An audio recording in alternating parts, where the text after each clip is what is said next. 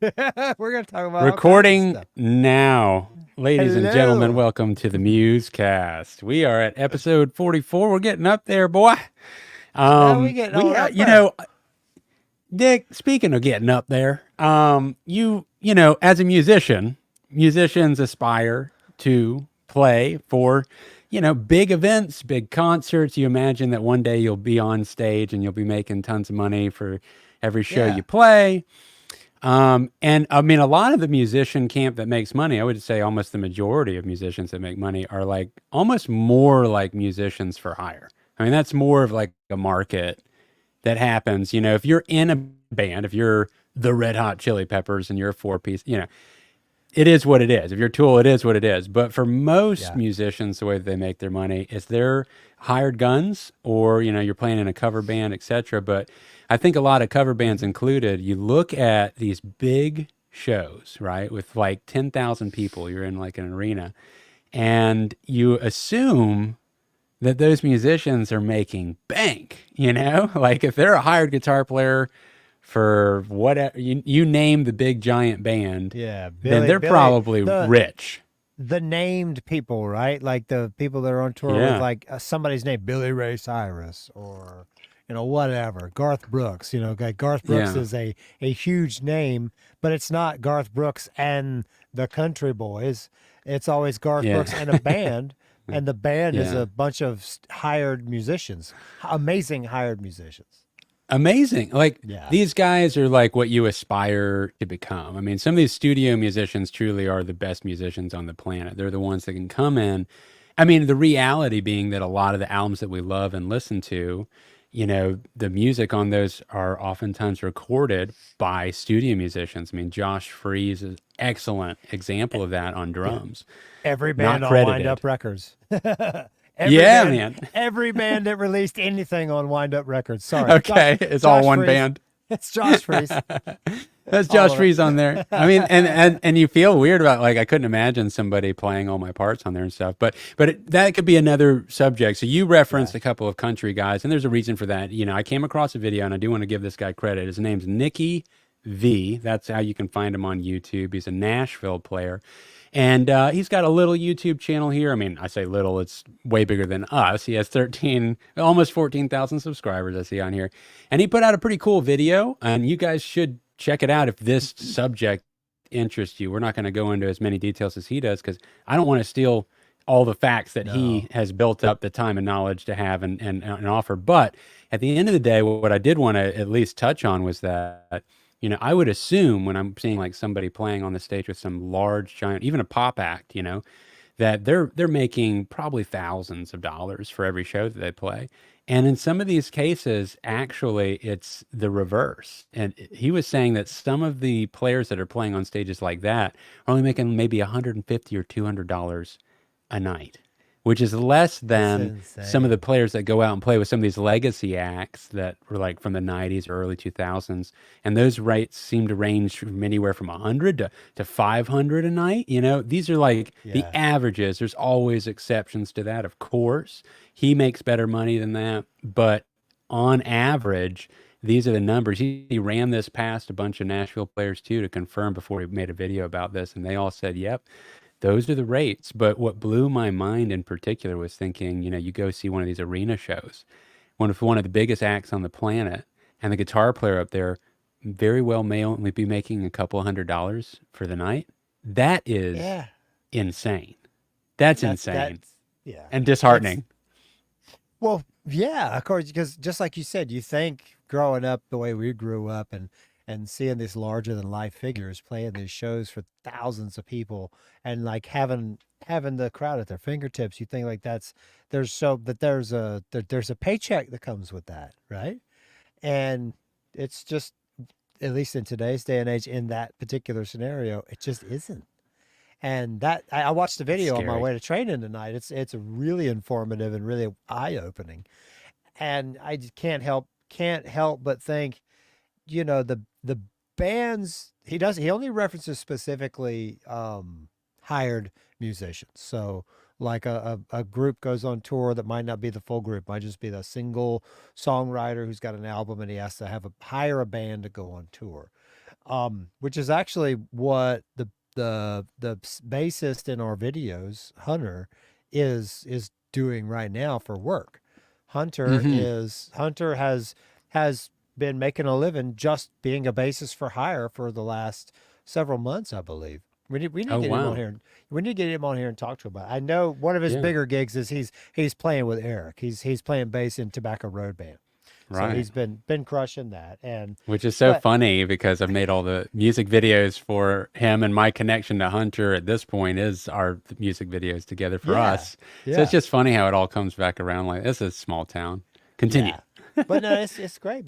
But the idea that you can be on a major stadium tour playing for tens of thousands of people and making $150 a night, That's 200, mind-boggling. even if it's $500 a night. I mean, I know. if it's every night, I mean that now that's good money. It is good Yeah, money. Five hundred sure. bucks a day is great money. But it's just, man, you think there would be more meat on the bone than that. Well, we know, every musician knows how much effort goes into creating the skill set that you're bringing to the table.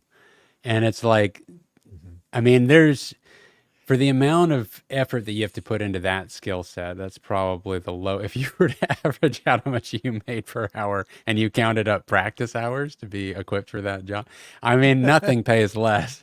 And it's only about to Yeah. be that way more, which is, I say that, but look, the reality of playing music is you're doing it because you love it.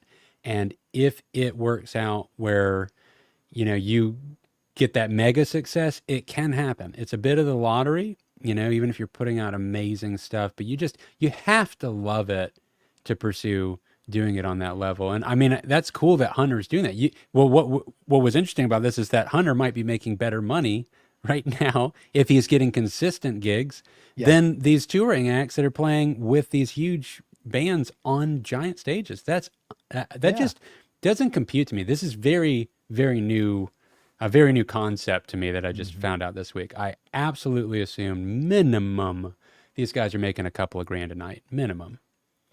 And it That sounds like would that that would can be the case for some, he said, but that yeah, that would be my assumption too. And Timbo, our drummer in Cue the Muses, is doing that right now as well. He's been so busy. I've been talking to him a lot about getting in here and working on a mhm. project with me, and it's been hard to get our schedules to line up. And I didn't realize, I knew he was doing a cover band, and he was making great money. The cover band was doing great, playing every weekend all over Central Florida for a while. And then Yeah. he kind of we just didn't talk for like 2 months there. And I guess what happened in the 2 months, he's back touring with this. It's a I think he might be back. I haven't asked him specifically, but the fact that he's like on the road again makes me think he's back with that Van Halen tribute band, like Hmm. a huge Van Halen tribute band that plays That could all make over some the money, country. man. That could Oh make yeah, some yeah, yeah. money. And I think he does make great money doing that. Like they fly him Wow. around to the That's great. gigs. Really cool. But and I want to we'll have to get him on here and talk to him about that. But Yeah. it's like the other side of that I got from what's the guy's name that did the video? Nikki V. Nikki That's all it V. says on. Yeah. Yeah. So what something he mentioned and had me relating to this a little bit was, so a lot of those musicians that do a tour and they work, a hundred maybe 100 days a year, maybe 90 Right. days, they do a tour, but it's not all year. It's like a summer tour. Well, then they're free for the rest of the year. They make that money, maybe it's and some of them do a salary, maybe it's 60 grand or 80 grand, but then Yeah. that's 100 days out of the year and they have the rest of the year to have another job or to do something else. Hmm. Hmm. And, my last year was very slow for me for work. And I had the idea that, well, I've got enough time. I could do that. I could stay with my regular job. I'm on salary, but I had enough time that I could go do a 30-day stint on a tour with a group. But I wasn't in a group that was doing that. Um, And so I kind of put it out there, and I talked with a band who was putting together an out. They had just got done doing an album, and they were looking for a guitar player to hire. And I spoke with the guys, and the music was pretty cool. But then, when it came down to like really, the guy was cool. We talked, and like we were kind of vibing a little bit, and it came down to like really, okay, send us a video, play the songs. Let's it sounds good. Let's just make sure, see where you're at. And then I just didn't make the video. I Oh, just didn't do it because yeah. I realized, one, it's not just time. The time with work would have worked out. That time with my family is a different story. And with my son being, he's 14, and this is a time in his life that's like, if there's ever a time in your kid's life that you just don't haul ass and be gone for 30 days or more, it's that time. It's that adolescent puberty growth spurt. You go, and last year was a year that he went from being a kid to like, now he's like almost 6 foot. He's got muscles and weird hair. It's I like, know my son too. that's, Yeah, yeah, you know what I'm talking about. I It's know that exactly. that's the time when that boy needs his dad. Yeah. There's gonna be stuff, and there has been, and it's so been really grateful. But that's the only reason I didn't do it. And so Yeah. it's like, but that option is there for some people. But Mm. there's a guy who plays guitar in a band that we know, used to be Tallahassee base and then South Florida base. And I just found out today that after he played in the band in Florida, he moved to Germany and joined a band. And I think he spent like 5 or 6 years playing on the road with this band in Germany, like living Wow. and touring and living the life. And I just found out today that he's back here in Florida, set up, back up. He's not in the band anymore, but he's put it out there like, hey, guitar player for hire, recording experience, playing tour experience, blah, blah, blah. And, he's our age, maybe a little older. He might be mid 40s. And it's like, man, that's a tough life, because where's the retirement plan? You know, if you're doing playing in a band like that is great, fun, awesome experience, looks good on the resume, but then like it's not, at the end of the day, it's really not enough money to put away and to save like that. Like they can't be Hmm. it's not enough to be a one-stop shop sustainability to make it and to retire. It just isn't. No, it's not. It sounds grueling, and I mean, you hit the nail on the head with the family thing. I mean, when I had my son, right out of within the first year and a half, it was a constant downward hill of losing desire to be on the road gigging that I wanted. Yeah. Like that was the dream of my life, was to go gigging in a band. And then it started changing to like, well, what, I still absolutely want to play music and get music out to the world, but what are the methods that wouldn't have me gone all that time? Because I couldn't imagine, especially when you're first starting, being in a van, some tiny Yeah. vehicle, traveling around the country, living from the show to show, the lack of health, the physical, being crammed in a car all the time, instead of seeing my child grow up, and losing track of like the connection with my wife, and Yeah. hell, I mean, look, our parents aren't here forever, like I want to see my mom more than that. Yeah. Yeah. And it's just like it started, my whole value system started to shift in a major way. And so when you Hmm. mention even 30 days, there's situations where I go out on a gig, and I have one coming up potentially. Well, it got pushed back to next year, which is maybe for the better. Tristan will actually be that much older. It'll be really hard being, but I'll probably be gone for a couple of weeks, and just that in itself is a mental, I got to gear myself up for that, that I'm going to not be around my 2 year old. I have two, 2 year old as well. Yeah. And me, I guess he'll be three by then, but I won't be around him for that stint of time. And like, That's again, a like every long week, time.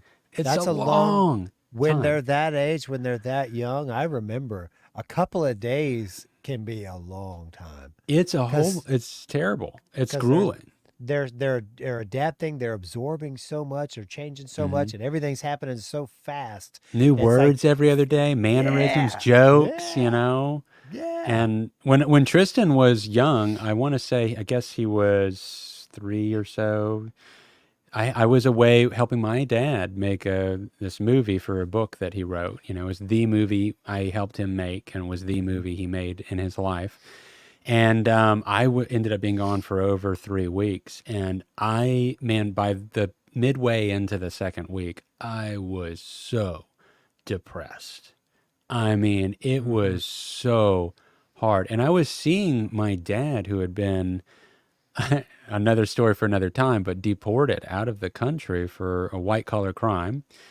And I hadn't seen him for, a couple of years. And here I am getting this time back with my dad, and still being away from my personal little home with my wife and my child. I Mm-hmm. just, I was like, I couldn't wait to get home. And so that's tough. When you say 100 days out and it's like, and then you're good for the rest of the year, it's like, yeah, but I cannot imagine being gone for 30. And that's 100 potentially, 100 days. Is that 100 dates? Because 100 dates is a lot longer than 100 days. You got in between Precisely. days, right? Yeah, yeah. And those travel days, you do or don't get paid something. It's not full price if you do. And some gigs, he was Mm-hmm. saying you don't get paid at all. I charge a per diem for travel days when I'm doing video work that's out of town. It's not the Yeah. full rate, but definitely I'm being compensated for missing a day of work that I could do here. And it's definitely a hard route. But all that being said, you did mention no retirement, and that is a reality too with running your own business like I'm doing. I've never gotten to see a retirement plan for myself. I've always had gig work. I've never had something that wasn't um, a gig project, Yeah. where I never have had a salary. I've never been able to count my entire work career. And but obviously it's worked out because with a business and it being the kind of work that is, I'm basically going to do this till I die, because even if I was well off, I would continue to do this till I died, because I do think it's something I can do physically until I physically can't move anymore. And the sooner Yeah. I stopped working would be the sooner that I'd stop being able to move. That's the reality. You Yeah. got to stay moving. Yep. And the people that stay moving live the longest and are the most energetic to the end of those years. So I'm Yeah. going to keep going. Yeah. There's no reason. There's no reason to stop. And I'm not I mean, quitting, and Dick. you're paying Social Security though. So you Yeah. have maybe Well, that. Who that's knows? true. Yeah. I, What? I hadn't even thought about that. Yeah. I'm like so No. prepared to just always have to live on my own, That's a like, good mind. right. It's a good mindset to have, because Yeah. what you're supposed to do with retirement funds is fund them and Yeah. forget about them and not think about them, Yeah. because there's always that temptation of something, if something goes sideways and you end up pulling out of it or something, you know what I mean? Hmm. But so we're talking about salary, talking about playing music, talking about money. So there's like no money in like local scene rock music. It's like There is not any. nobody nobody's getting paid. The jokes are all over the internet. The original rock band isn't getting paid. And Yeah. another thing about that, the touring musician thing, being gone for months at a time. Now, if you're a hired gun, that was another thought went through my mind. Like, I don't really know these guys. What if, worst case, and I'm a fairly agreeable person when I need to be, but like, man, what if it's just awful? What if it's just the Oh, dynamics bad? Like, what if you just flat out don't like the people? You absolutely. know? What if they're Like, oh, doing all kind? what A a lot of these nightmare. people are Yeah. doing that because they want to do drugs all night. Yeah. What if You it's could just get a meth head all the whole time. Now yeah, you're traveling with meth in the vehicle the whole time. yeah, Somebody who keeps screwing. Somebody's single, yeah. and they keep bringing And somebody back to every the night, van. yeah, and you're living in the Dude, van, and you got your ring. yeah, You have a family at home. It's like, what kind of no. it's a young man's game, dude. Yeah, It's a young man's game. that's the young man's game. Yeah. There's no way, But that's like what the reason that I feel like young bands have a better chance with that is like they're best 100%. friends. They're best 100%, friends, dude. and they pack up and they take a chance, and that's where the magic is. There's a couple of bands out there, younger bands that are doing that. There's one that I want to plug that I haven't gotten to see, but I'm going to see them when they come back to Florida, and they're from New York, called Post Profit. Post Profit, a rock band. They got good, just jamming music, and they're younger dudes, but they load up. They're signed to some label. I should have done research. This is on off the cuff, but they're great, and they toured Florida last year. I didn't get to see them. I'm gonna make it a point to see them this year, and just good jamming music. But they strike me as like just a group of four dudes, best friends, young, early 20s. That's the time. No Yeah. responsibility, no kids. Like, do it. Do it then while you still have time later to find a career and Dude, to go do what you need to it do, is absolutely the age to go do it. The trick is that you already have to have a great skill set, right? Like as you get older, you get more years in on it, but then you Yeah. miss your opportunity because, you're Yeah. not young enough to go do all that Things. stuff. And when I say like look, I could physically go do it. When we say we're not young enough, it's like, dude, we could physically go do. I do harder physical stuff all Oh the yeah. time. Yeah. It's the desire is not there. You just don't want to miss out on Mhm. the biggest thing that's really happening in your life, which is your people, Yeah. you're like your close Like little people that you've look at made. you look know? at look at Maynard James Keenan and what Yeah. he's the way he's approaching music. That dude is busy, right? Yes. Yeah. He is in three prolific bands, individually prolific bands. He owns a winery, he owns several restaurants, and he trains jujitsu, and he's very passionate about that under hmm John Danaher, Have the you have the you philosopher. listened to him? Yes, I was He's just my favorite before this person to pod listen to before this for jujitsu. podcast, before Yeah. we started recording this. That's what I was doing. I spent the That's hour I great. had in between. I was listening to John Danaher. Dude, He's he so is good. the Bruce Lee of jujitsu. As far as Yeah, listening to a philosophy, like he's yeah. so brilliant and interesting to listen to. But there's plenty of good podcasts where he just goes into it, and it's just so interesting listening to how that guy thinks. And he's from New Zealand, so he's very pleasant to listen to. Yeah, I like New Zealand accents, like I love him. The Taititi Waikiki guy, whatever his name is. I think it's He my favorite accent, like the yeah, Australia, New Zealand kind of thing. I know there's a yeah. difference, but I can't quite hear it, and I just like them both a lot, Yeah, But don't tell them that. I I'm know. sure there's something there. There's got to be something. Yeah. Yeah, yeah, yeah. But I love But that. A girl with an Australian accent, I like it's it. yeah. I'm trying to get So Amy to start talking like that. the English accent, you can set Siri. You can set Siri, I think, I to an have her Australian set to accent. Australian. She is Australian. It's the only reason I can tolerate her. Does she say "Good day, Ash"? I still curse I her like. out because she screws everything up. Fuck me. Speaking of which, I'm sorry, you cunt. Speaking of which, though, the Apple did do their big announcement, and AI is coming to the iPhone, like Chat GPT combination plus their own infrastructure of AI. So the next, if you have iPhone 15, it'll support it, and then the next iPhone will have it integrated directly. So that's where it's Yeah. headed. That's what I knew was coming.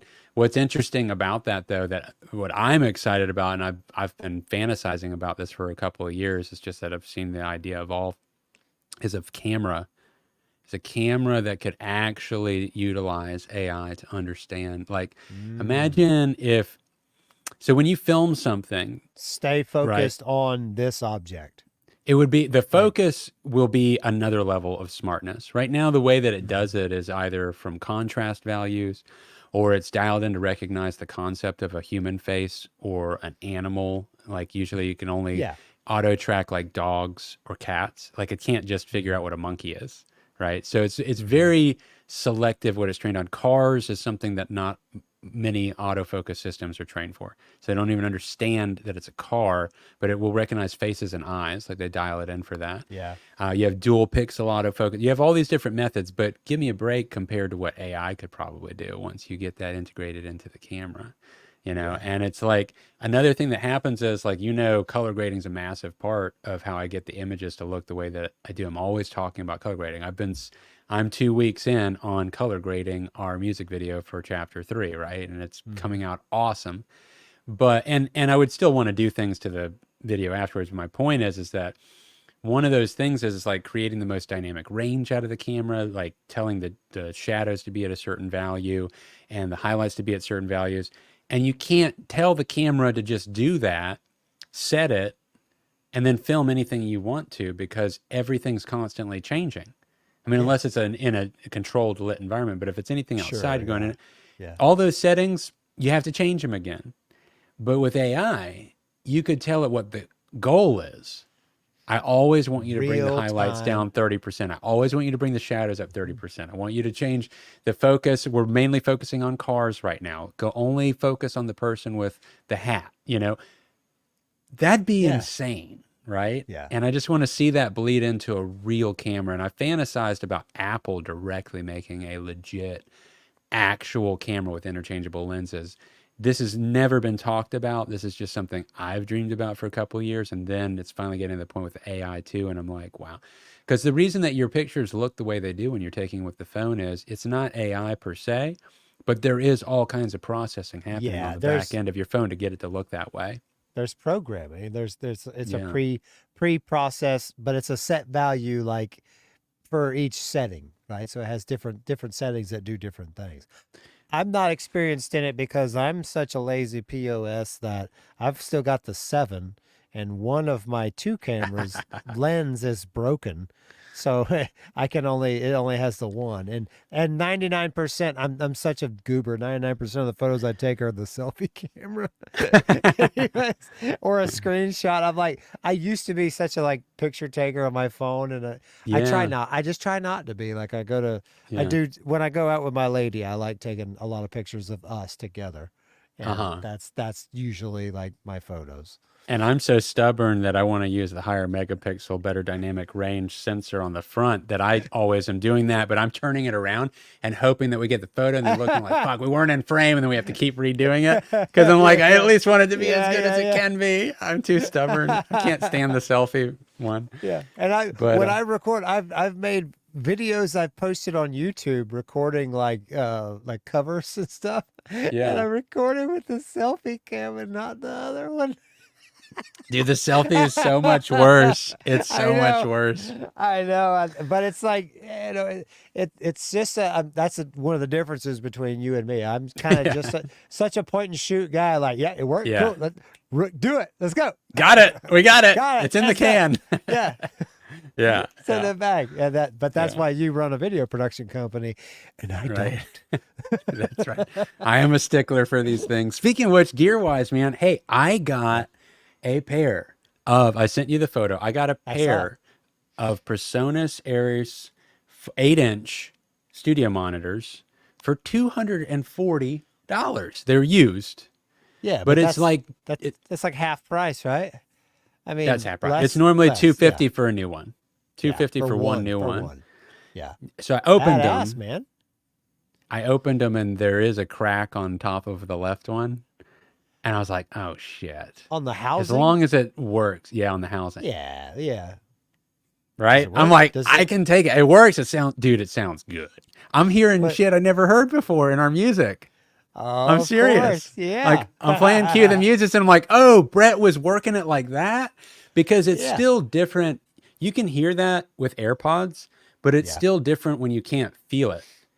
That's the thing. That's the disconnect. It's an illusion of bass that you hear in AirPods, and even headphones. It's still kind of an illusion of the way that it creates bass. You don't physically feel the air pumping.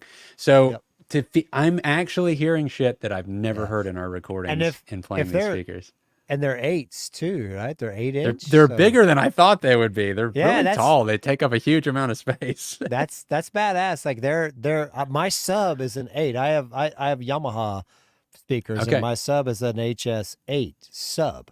And Yeah. I'm running the little guys. I'm running Yeah. the fives, the That's all I've Yamaha, ever the had is HS fives. fives. And I want to upgrade to the eights eventually, but I bet those things. I want to come hear what it sounds like on the PreSonuses. I bet it Yeah. sounds so good. So I've had my eye on these and wanted to get them for the last 2 months. And I was waiting to see if a 4th of July sale happened. Yeah. And it kind of did. They took off. I came across this used pair for the first time before the 4th of July. It was another like $50 off. So instead of 270 or $40 off, it was 240, and it was normally 280. That's what it was. So I was Oh like, yeah. geez, Just I get can them. return these if they're Yeah. not, they don't sound right to me. So it's pretty Yeah, but exciting. so little crack on it, put some duct tape on it. It'll sound just fine. And Well, I it's a kind of covered it up a bit already. So I took my other speakers, my yeah, clips. I don't know how to say that. I I saw them on top. You have them laid sideways Yeah, on top of them. Yep. That's yeah. awesome. Because I want to have like look. That's what you see in all the recording studios, right? Is multiple stacks of speakers so they can hear it from the different sounds, hear the Yep. different mixes. How does it sound on different systems? So I'm like, well, I'm not going to get rid of these. So I took Yep. it and I mounted it on top, and it covers up most of the crack. So Hell yeah. I'm like, and it looks kind of good. I'm like, all right, That's total win. that's totally the next investment I need is there's like a single mono source speaker. Um Okay. Tapley had one. Tom Tapley, West End Sound, had a setup where he had I forget his main monitor. He's got a board. He's got a big board. He's got a bunch of stuff. Really cool gear. Really cool spot. And he was referencing monitors, and then he would hit a button on the board, and it would up high, like weird, like his setup's weird. It's not set up for mixing, it's set up for tracking.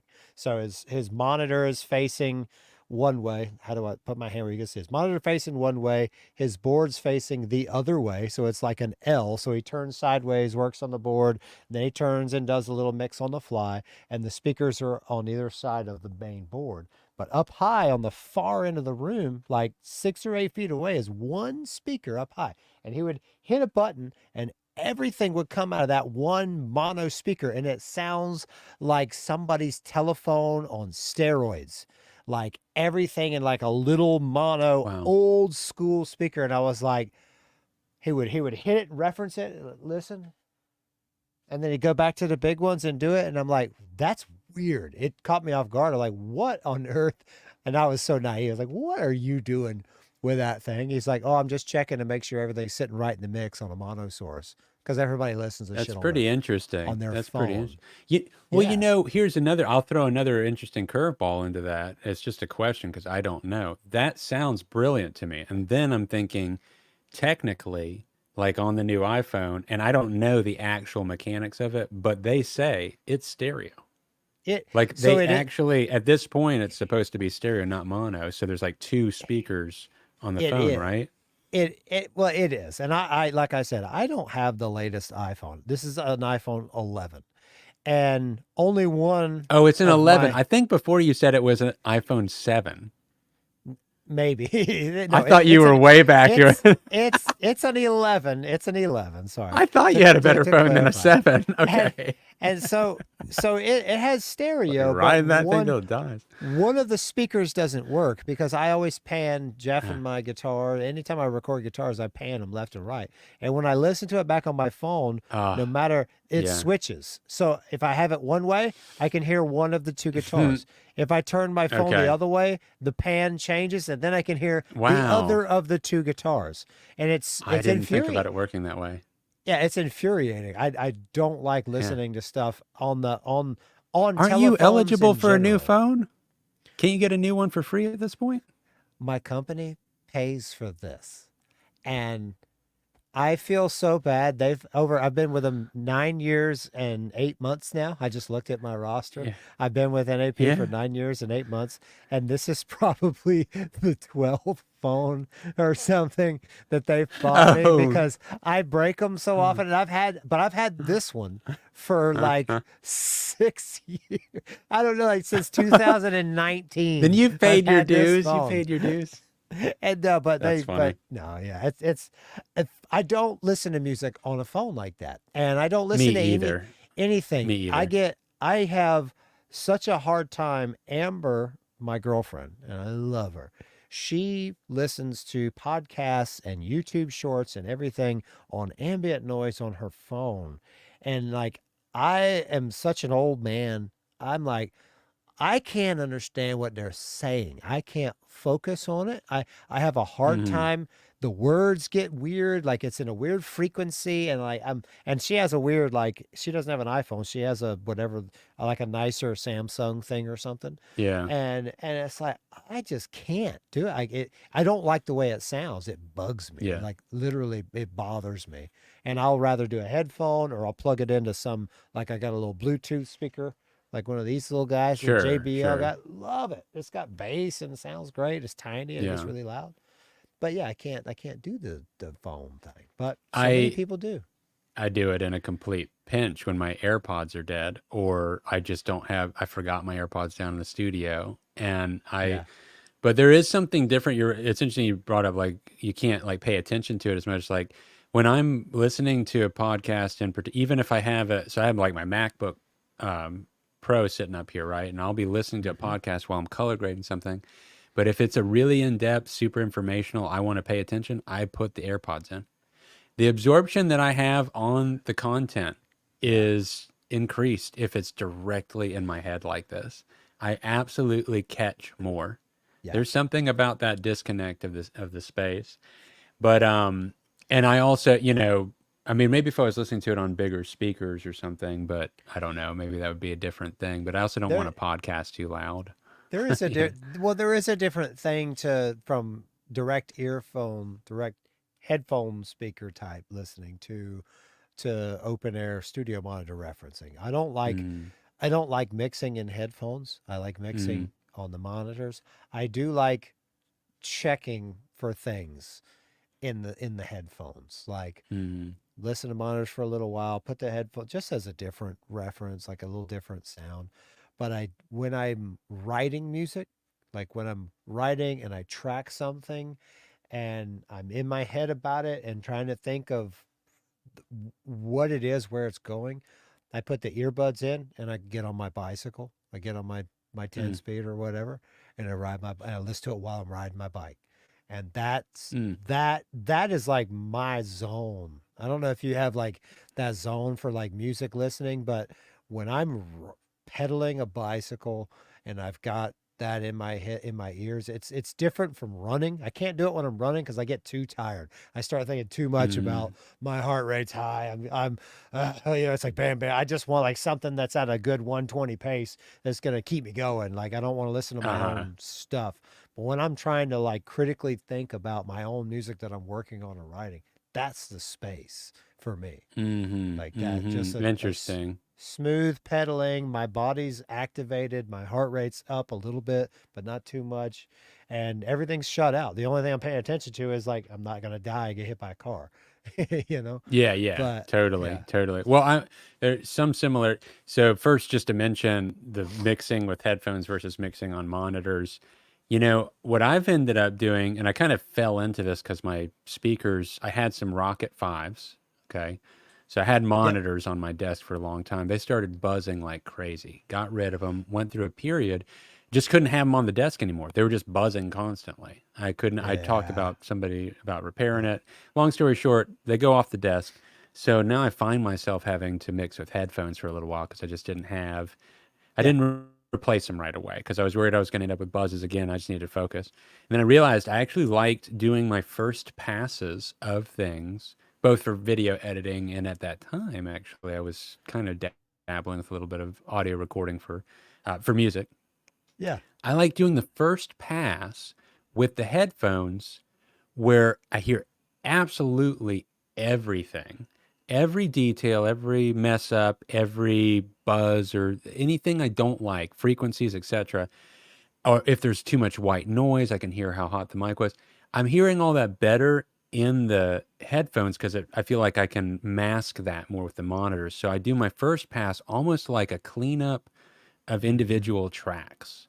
And then I Yeah. get everything kind of clean. And then I'm doing like a rough mix. But I know that once I go to the next step, I take the headphones off and then I listen with monitors. Now I'm really focusing on volumes. But I know that every time I do it that way, where I've cleaned it up first with headphones and I can hear all the nuances, my mix goes way faster. And I'm always like happy with how everything sounds. It's just the volumes are off because Yep. I do think there's a Yeah. different. You're Yeah. going to Yeah. mix different volumes in the cans versus on the monitors.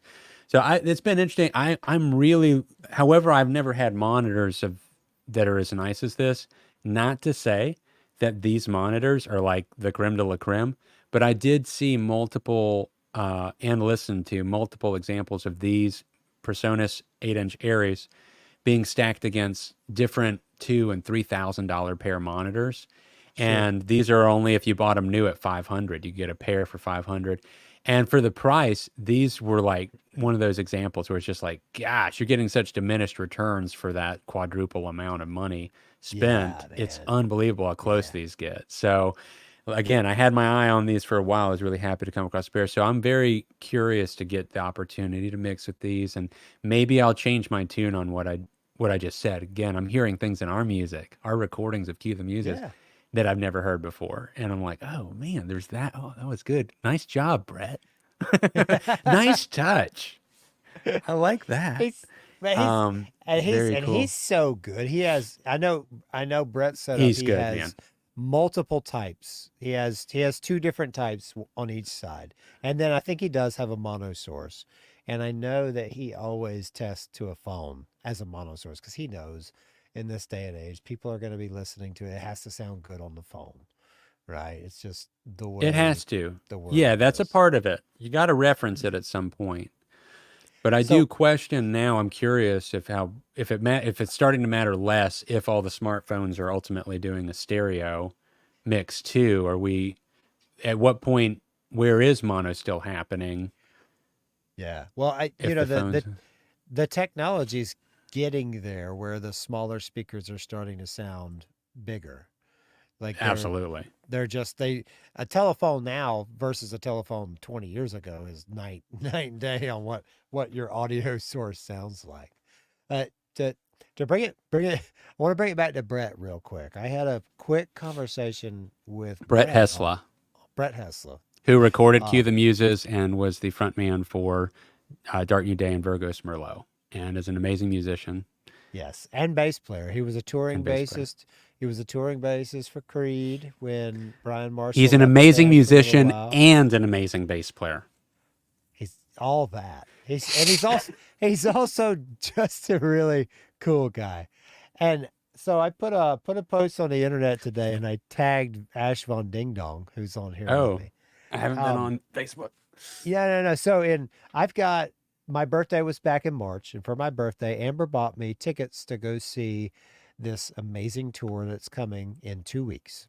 And it's Mastodon and Lamb of God touring together, and they're both playing their breakout albums in their entirety. Now that's Leviathan from Mastodon and Ashes of the Wake, I think, by Lamb of God, and the tour is called the Ashes of Leviathan tour. But God. she And got they me didn't invite me. she I know, but she got me the VIP meet and greets. So Oh shit. We know so what that means. that means so I get to go give handies to everybody in Macedon and You go everybody in give Lamb of God. handies. But it's gonna be me and my son, so we're gonna You're gonna handshake them. man, you're really going all the way for this band, man. You're gonna Well, get giving well, out well, handies to everybody. yeah. So, but we've got our business cards. We've got our Cue the Muses business cards, and I'm gonna bring them out there. And I've also got. We just tracked the days last night drums and Kyron tracked bass on for two of our songs on Troy Sanders bass from Mastodon in their studio. And I Yes. got a nice picture of Kyron tracking on that bass, and I'm gonna have all of Tell me you them. weren't using the selfie camera for that. Actually, Tom took the photo with He has like a nice iPhone Oh, 15 or something okay. with the nice. It's a really nice Okay. picture. He Good. actually he snuck a couple of them where Kyron's tracking, and I was there too. He got like some really nice father son. It was really cool that he actually captured that moment. That's That beautiful. that was one of the things that really like just kind of lit the light for me that this guy Tom is like Brett. He's just one of those people, man. Mm. I can't explain it when you're a person who records people like that professionally, and you're such a you know how to take an artist and pull the best out of them to Yeah. get what needs to come out. But so, anyways, I'm gonna have the guys from Macedon sign the photo of Kyron playing the bass. I'm gonna give them all the card, and I was like, I kind of like boasted about that. I was like, and I'm gonna tell them, hey, if they want to do the one of the best music videos here on the planet, they just need to call Mr. Ash von Chamier. Unfortunately, I'm gonna be the lead best boy grip on the project, direct assistant to Mr. Von Ding Dong. you know, Dude, and how cool would that be, man? Getting to do a yeah, music video for these guys. Oh my God. it was awesome. But then Brett chimed in and said, hey, dude, me and Brent from Mastodon, Brent Hines from Mastodon, he said, me and Brent were in a band together back in the day. We're still friends. Tell him I said, hey, tell him I worked on the project. I was like, what? What? No Whoa, way. great. Yeah, definitely yeah. tell him that. That's Yeah. awesome. You got So to I'm tell gonna, him that he's involved in it in multiple ways. You know, we yeah. haven't Oh, told everybody all the ways. But just to yeah. be clear, guys, No. I mean, you guys should know this. I mean, we've said this before that the actual bass recording, the lines that were written on bass on all the songs is Brett Hessla. Like Yeah, it's all Brett. we have Hunter performing it for the videos, but you know, Brett wrote it. You know, that's him Yep. playing on the actual album. So he great bass lines. And I think part of that, his ability to come up with such good bass lines is because he's a great singer.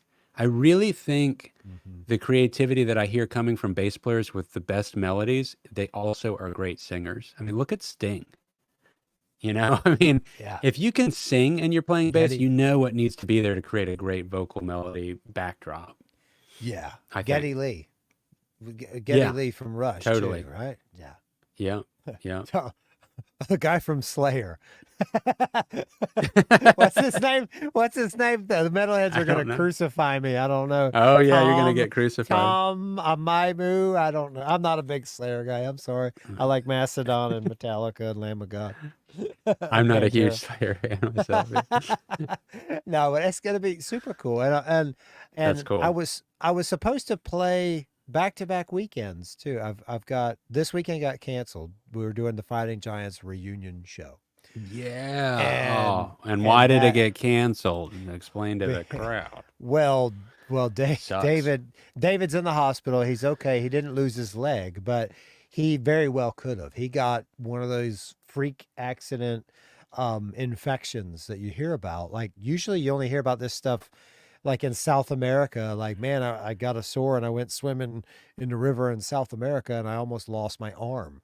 Well, he said he was wearing a pair of steel toe boots at work and his index toe got rubbed to a sore from the steel on the inside of the boot on the steel toe, like rubbed it Uh-huh. because he's big old dude's got big old feet and it rubbed a sore on there. And he said he's walking around barefoot and swimming in like the creek, like in Wakulla, like swimming around and just, not just absent minded about this thing and not really thinking about it. Yeah.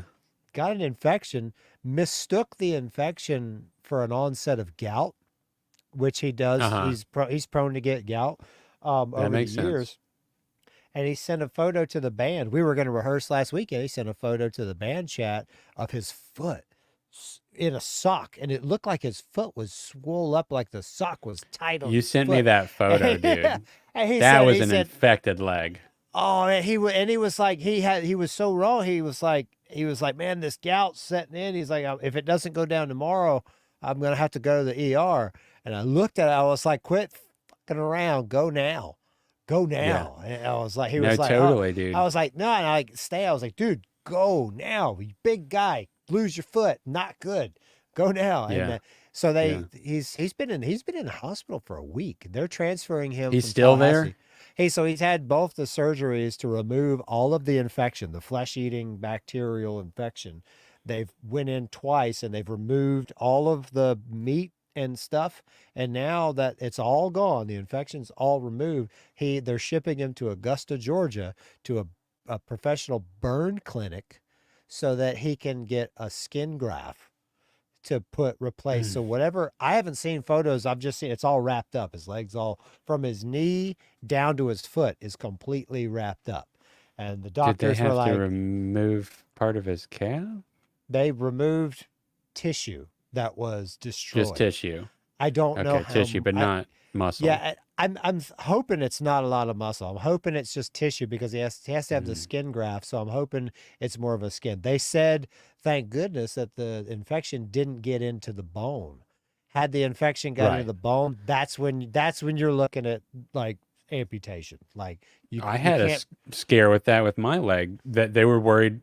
It kept getting, when I saw his leg, that picture, I was like, that, I mean, my leg wasn't as swollen from foot to top like his was, but I had a Yeah, section of my leg when I got that injury filming that Trans Am video back in 2020, and I was out for like about 6 weeks trying to deal with that. I had to go back 3 times because it kept getting infected. I was stupid. It got cut. I kept in a major way. It was crazy that I kept working. I was trying to get yeah, something that was only going to happen once, and it was a big project, and there was a lot of lead up to that day to be there. And anyway, long story short, it kept getting infected, looked just like that. And it was at the point where they were nervous it was going to get to the bone. And I was like, are you kidding me? Like, this can just happen this easily? Like, I know it was a terrible puncture, that happened to me, but I was like, if this gets in my bone, like I could lose my leg. I mean, yeah. it was scary as hell. So yeah, lesson learned, if you ever get a big wound like that, you immediately need to clean it, Clean, and you need to clean it. get out of that situation because Yeah. it can get infected so easy. It's crazy how And fast you it can need, get infected. yeah, and don't, and even though like that's the thing. He was like swimming in, this is Florida, right? We're in Florida. Anybody listening, Florida is known for great swimming holes in the neighborhoods. Lots of natural springs that are typically crystal clear, beautiful, clean water. You can swim in it, you can drink it. It's like that's like the standard. Well, he's in Wakulla, and I love Wakulla, but Wakulla is getting overgrown. They're forcing people to hook up to sanitary sewer systems, and they're having to build a wastewater treatment facility because guess what's happening? A lot of these old houses, all these brand new houses going in on septic, going into the groundwater. Guess what? It ain't as clean as it used to be. It's a real, It's so sad, so man. yeah, it sucks, but it's real life, and it's Yeah. just not, it's Yeah. not Yeah. safe. Something to It recognize. Yeah. well, yeah, and it's reality, and it's not safe. You go swimming, you got a sore on your whatever. You can't do it. It's not just Yeah. because we're in America doesn't mean it's not there. That's what Dave has. That's the lesson that Dave is now teaching all of us that know him. It's Yeah. like, man, you can really, that can happen here. That can happen to anybody, and he's super lucky. Yeah. Yeah. And Yeah. I totally get how if you just had a little, yeah, it was a cut or a sore, and just, I Oh mean, yeah. hell, I I've mean, gone swimming with a yeah, cut on my foot, dude. not I've thinking that got that would happen. I've got one on my toe right now, mat burn from jujitsu, like with like rubber. Oh yeah. Like the Oh, mats are and like, yeah, you slide notorious. real quick. Yeah, it gets a little quick burn, Yeah. whoop, whoop, and it's there. Like, oh, but it's a Well, sore. jujitsu, I mean, do you get special soap? Because a lot of staph Oh, infections yeah, happen in yeah. jujitsu No, yeah. gyms. Yeah. So I actually tonight we rotate in class, and we have a system to clean the mats after every class, in the evening class, after every session. Nice. So we have a backpack sprayer that we pump up that has water, like a soap type of solvent, and bleach. And we do a light spray on all the mats. So I did that tonight. I stayed late, put the backpack on, loaded it up, sprayed 100% of the floor. So we have the main jujitsu floor where like 20 or 30 people train at a time, and they're all rotating, and everybody's sweating and gross. And Yeah, if yeah. one person brings in ringworm, then 12 people end up getting ringworm. It's like, but we Exactly. stay on top of it. And then there's a little cage at the academy, like a little MMA cage, and there's another little team that trains in there, and they take care of their little corner. It's like it's kind of a different Cool. thing. It's not the Yeah. jujitsu guys, but yeah, there's you can get really really really bad infections like that if you've got a like Yeah. if I've got a bad sore somewhere, like a cut, like Yeah. I'm either gonna cover it like really well, or I'm not gonna train. Like it's not worth Yeah. it. No, yeah, I mean that's pretty much what's ruined Gordon Ryan's, the extent of his career because he had continual staph infections because of the training. This happens to jujitsu guys all the time. Yeah. And then he got on antibiotics for such a long period of time that it ruined his gut.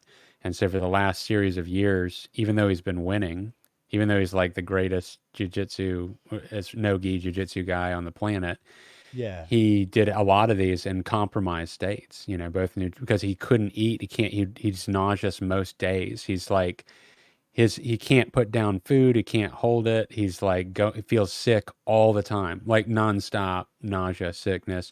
He's gone to every kind of doctor. He's been fighting it for the past few years and he still can't conquer it. Nutritionists to doctors to voodoo guys, you name it. He's tried everything. And that's the thing about, if you have staph infections a bunch, you get on those antibiotics and they ruin your gut. Your gut then cannot tolerate anything. Yeah, because And so it's like a vicious cycle. it kills all the microbes in there, right? Like the good It kills anti everything. Yeah, the all the good antibiotics. stuff Yeah, it kills too. all the good stuff. You can't survive without your Yeah. good bacteria. Like you No, you can't can't. And you can't live the just same. choose to rebuild it. Like they're figuring out more and more that just eating like a lot of probiotic foods, like That yogurt and kimchi, like it's good, but it's also kind of not as effective as we kind of hoped that it was. They're figuring out yeah, yeah. that it's like you kind of have what you have in a large extent. It could take years to build back a proper gut microbiome. Wow. Now, That's we're that's approaching fascinating. an hour, but there was one, it is fascinating. We could keep talking about that, but I want to talk about one more thing before we get done that I think is really interesting. And I want to share it with you because you might want to try it, but I don't think you'll like it as much as I do. Ding dongs. No, it's, Wait, I love all ding right, dude, dongs. there's another Beato. I can't eat a ding dong to save my life, even though I'm called Ash Fawn Ding Dong.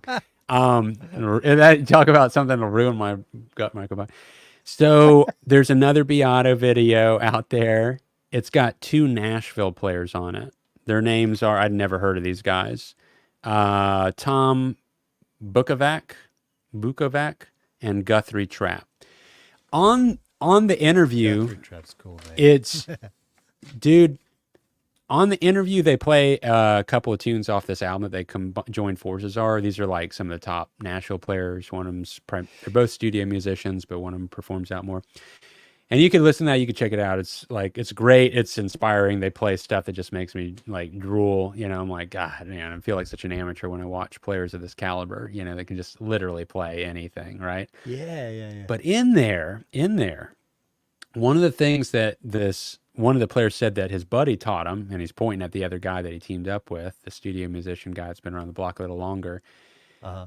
which is funny because the other guy almost seems to play more lead, like the new guy, up and comer, who knows less music theory, and he seems to do more of the lead work than the studio guy. It's very interesting. But the studio guy taught him about holding the pick on the side and playing not with the pick, but playing with the shoulder. So So I got a like, pick here. See if it'll yeah, focus. like So playing you'd with actually that guy? play it. Let me see if I But like. So that. here's Yeah. instead of like this, I would normally play. I wish I could turn my hand better. Like normally I play like Yeah, I'm gonna change like that. position. It's not focusing. See, we It's were on- just talking about the it's- autofocus. Yeah, and the it's AI. focusing on your oh, right at the end it was. At the end. I have to hold it up. All right. So normally, I mean, unfortunately, it's right-handed. So normally I'd hold it with the tip, right? So you hold yours Yeah. like that? Is that how you hold yours? Okay. Yeah, So typically like that. I put it really close. So I just have the tip out. Okay. That's interesting. That's different than I hold it. Just- Everyone holds it just different. Yeah, But he you said curl a little that more. like this. I curl a Yeah, lot so I can okay. get super close to the string. But dude, Uh-huh. play with the shoulder, not the pick, not the Yeah. tip. And With the and I was shoulder. like, oh, with the shoulder, and I'm like, okay. And then the other guy's like, yeah, that. When he showed me that, like, I haven't gone back. And I was like, that's so, I've never tried it. It's so simple. Just turn it on its side. Now I've reinvented how I held the pick 4 or 5 times in my guitar playing career over the last 20 years. And each Mm-hmm. time I do it, each time I've completely changed the way I hold the pick over the 5 times, 4 or 5 times. And each Mm-hmm. time I do it for about 2 months, I'm in between both styles and I suck at guitar.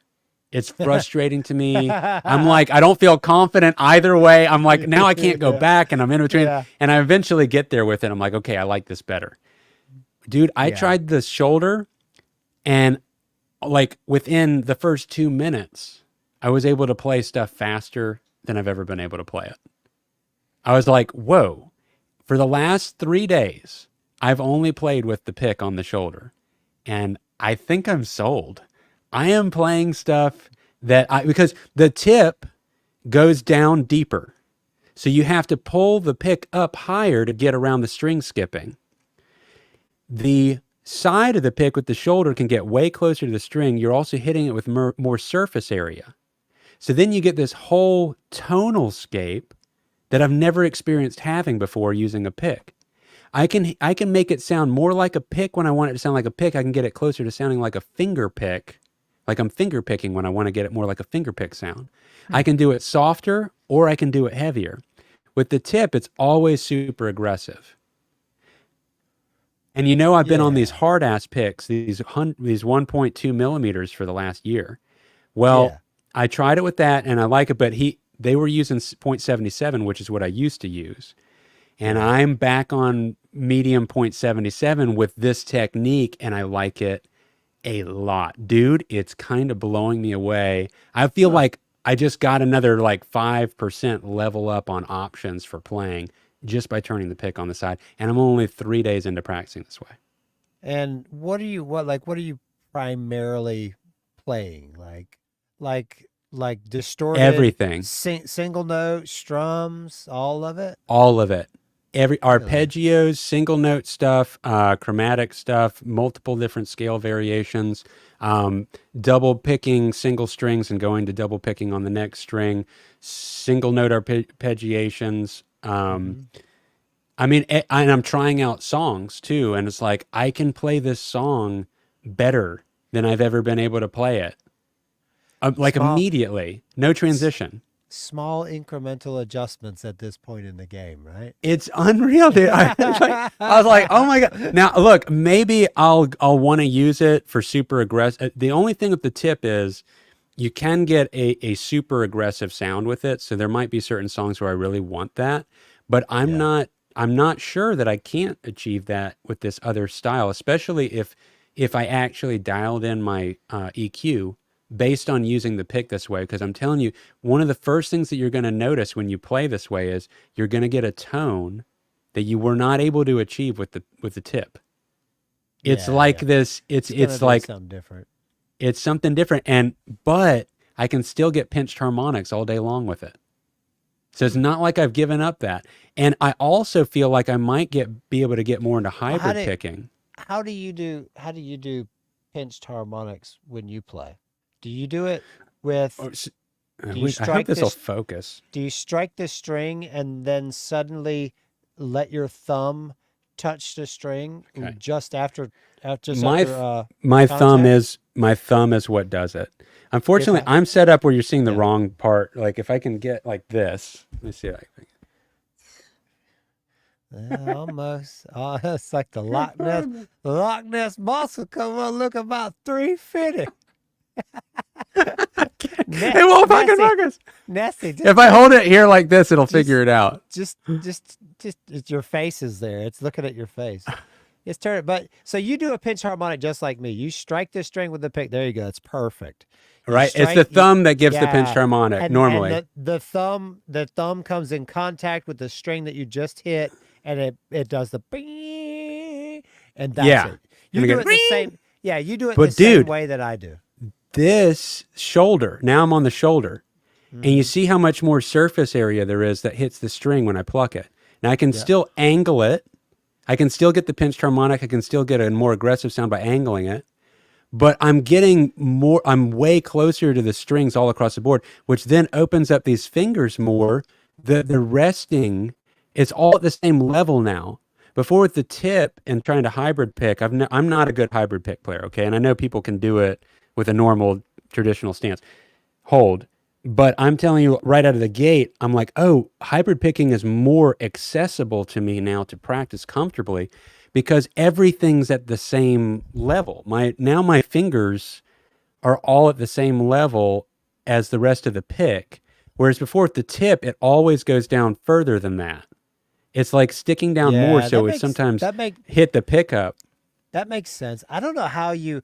So I've been doing hybrid picking for the last year or so. I start with Yeah. writing the Dave's Last Night material. I really made a point to incorporate hybrid picking into my game because Tim, the vocalist, is an amazing um, finger pick acoustic player, songwriter. He just does amazing stuff.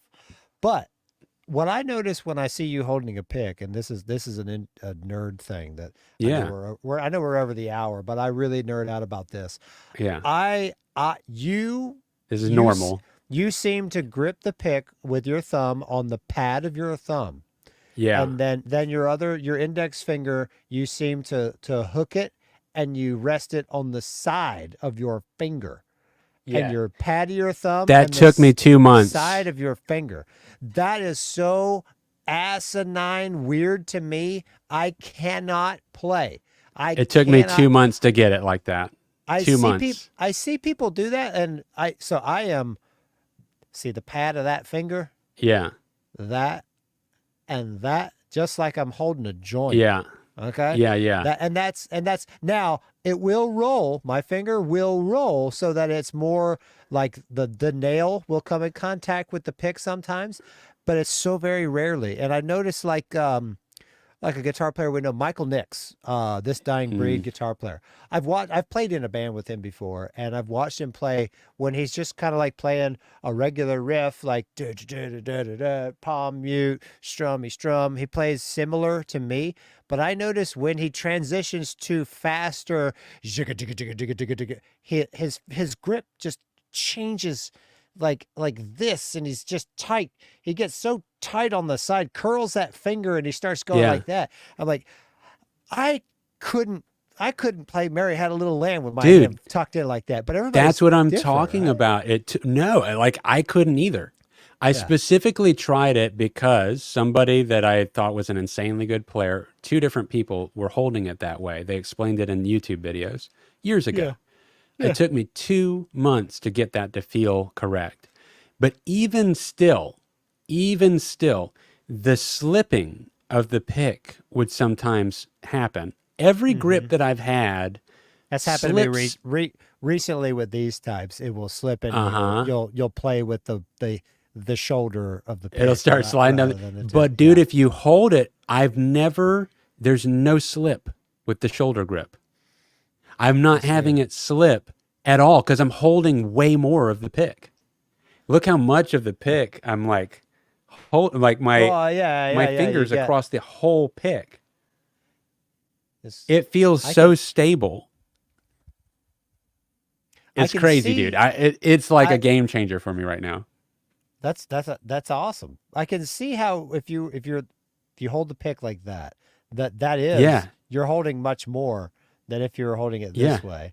See how it's my Yes. fingers sticking out from the bottom. If you're holding it this Yes. way, it's Yeah. it's all And my there, and your but fingers that's the can still side. come Yeah, out. Like I'm holding it. yeah. God, I'm holding it and my hands can still raise. How on earth do you hybrid pick if you've got your index finger curled like that? And how I just started hybrid picking, and I pick like Yeah. this, and so like I'm hybrid picking do, and see it like with my finger like that. These fingers are ready in the right like You position like the to arch. They're pluck more more arched up. strings. Yeah, they're like Yeah. this. That's how I My fingers are like still that. resting on the strings so I found that I can play because I've been working on speed a lot this last year. And I found that I can play the fastest if I go ahead and curl all the hands in and go to a closed fist, which is something I got away from about 6 years ago and went Yeah. exclusively to always having a pinky down on the pick Yep. guard.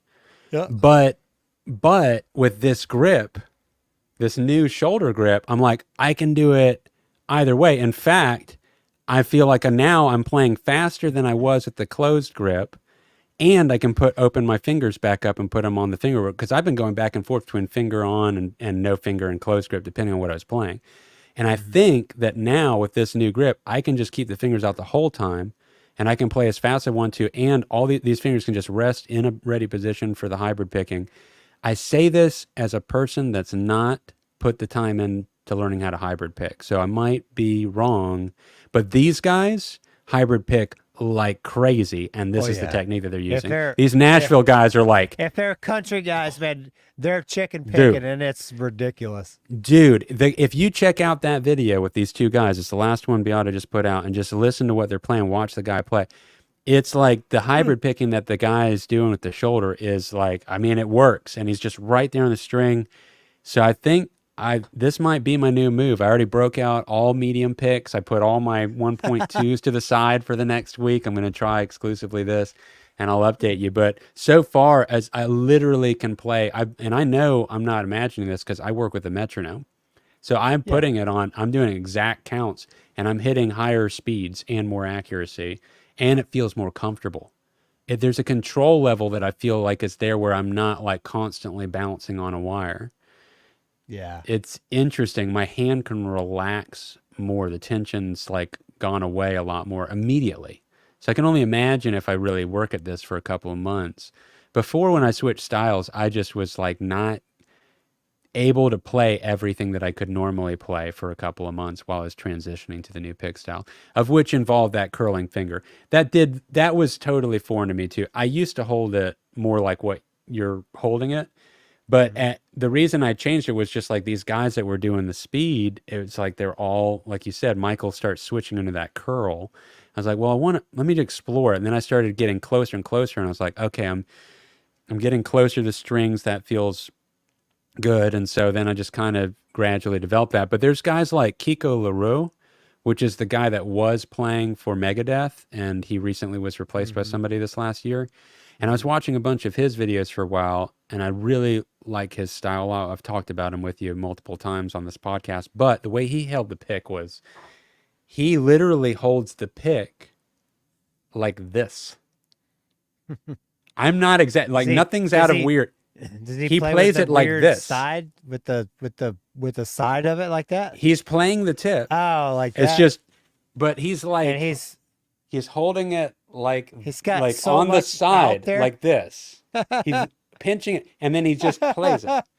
And he's like, I know I hold it weird.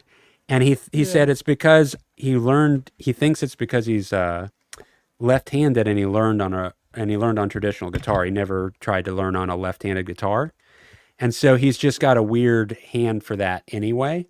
And so he thinks that that's part of it. But I tried that for 1 minute, and I was like, fuck that. That sucks. I hate that, man.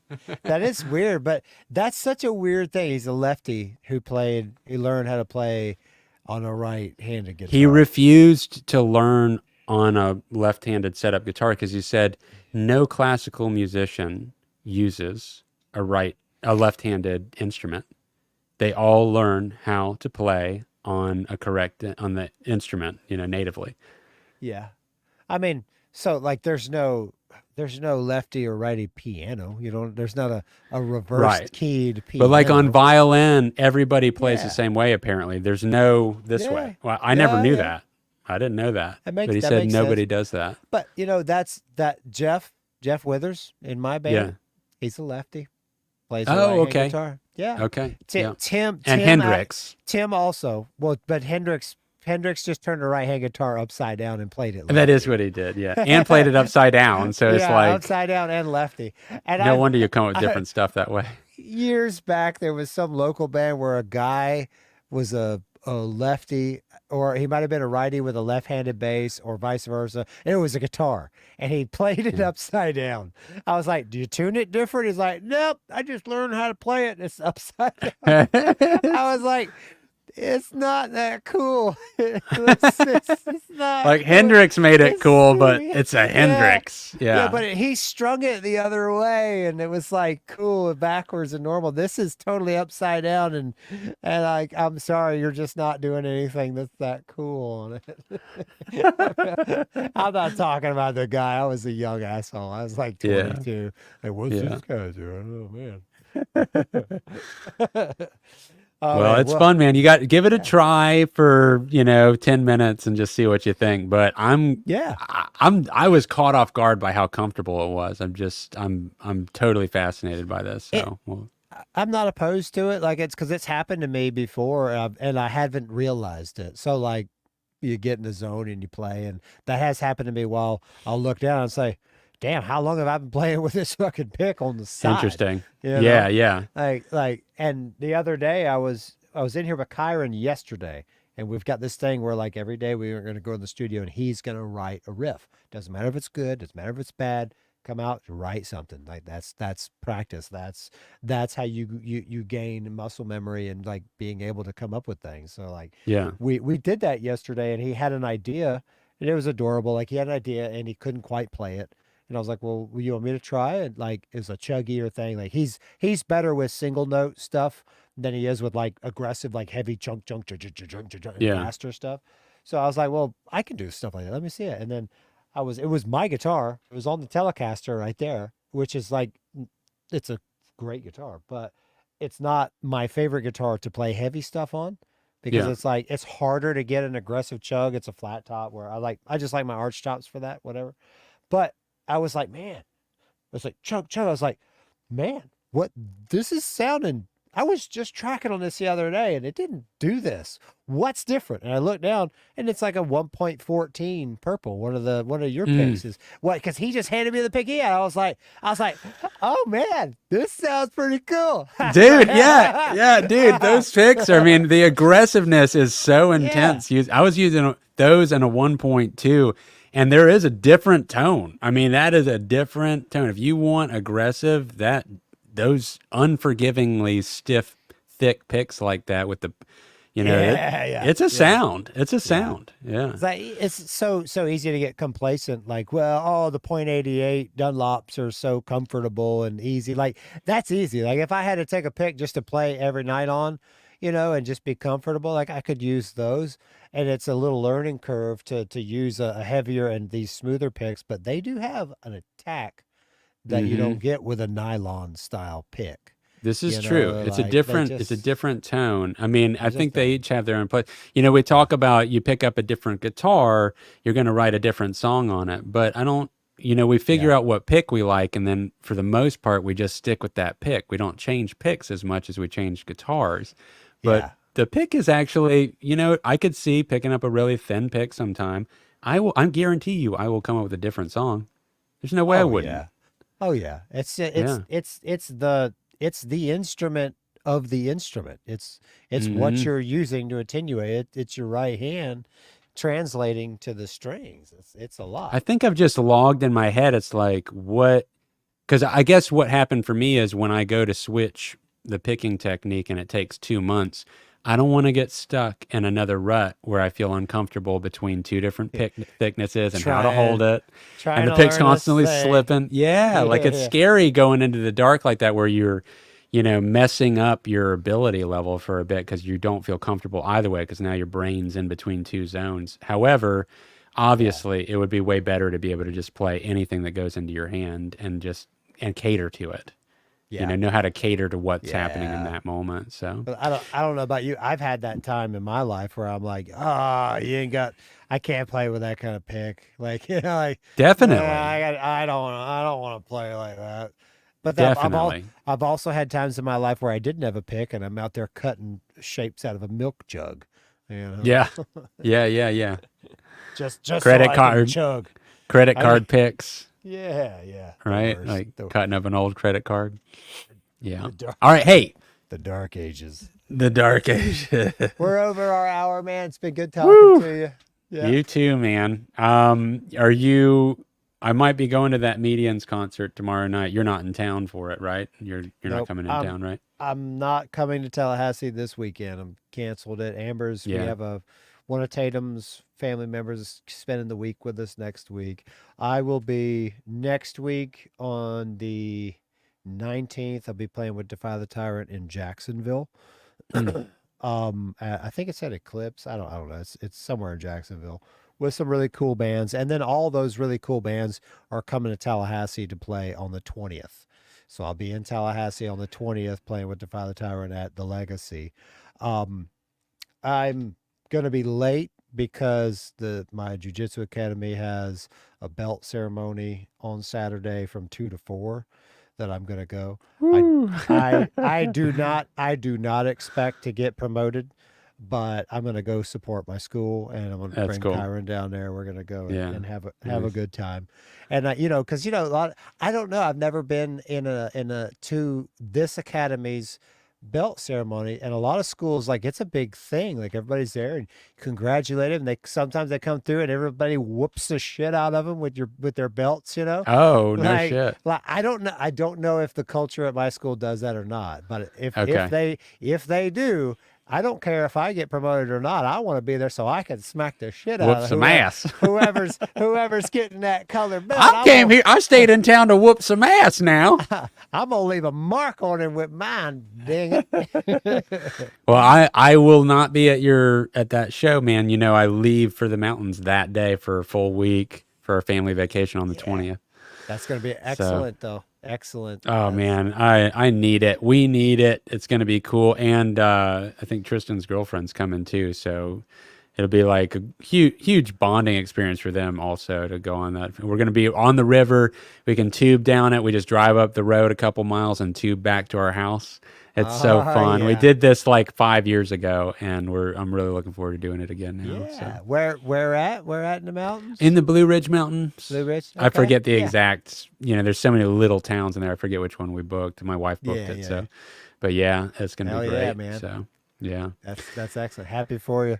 Thanks, man. And you have an awesome show. And we'll hopefully be able to we've been missing our podcast lately, guys. 4th of July happened. And then 2 weeks before that, I think it was me that had a work thing. And so, but I can do next Thursday again, or we can do next week, or if a Tuesday is better, like maybe next week, let's try and get one more in so we don't go another, Either one works for me. Whatever works Okay. best for you. I should be fine.